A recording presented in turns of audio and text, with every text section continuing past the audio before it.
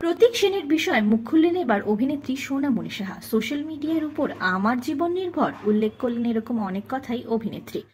আপনাদের সবাইকে স্বাগত সিনে গসিপে।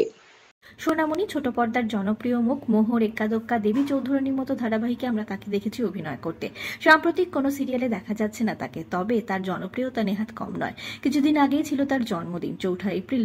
অভিনেত্রীর জন্মদিনে দেখা গিয়েছে অনেকেই শুভেচ্ছা জানিয়েছেন তাকে, তবে সামাজিক মাধ্যমে দেখা যায়নি প্রতীক সেনকে কোনো শুভেচ্ছা জানাতে, আর তাতেই নেহাত চটেছেন সোনামণির ভক্তরা। সামাজিক মাধ্যমে অনেক খারাপ কথাই লিখেছেন অনেকেই প্রতীক সেনকে উল্লেখ করে। এবার সে বিষয়ে গর্জে উঠলেন অভিনেত্রী।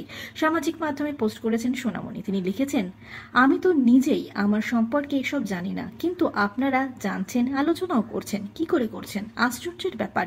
এই সবের মানেটা কি?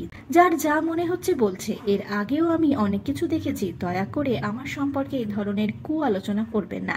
যে যার নিজের কাজে মন দিন, দেখবেন ভালো আছেন। এমনকি একটি স্ক্রিনশটও শেয়ার করেছেন অভিনেত্রী।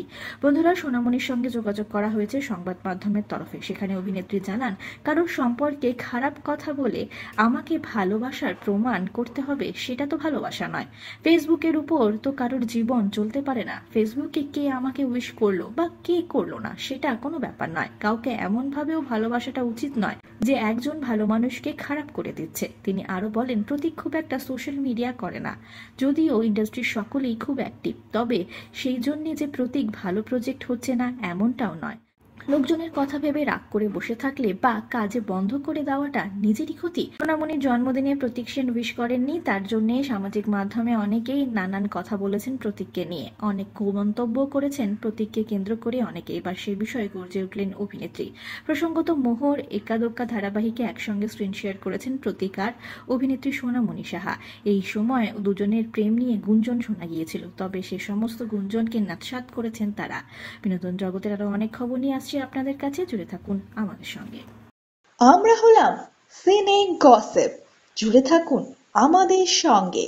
সাবস্ক্রাইব করুন আমাদের এই ইউটিউব চ্যানেলটি।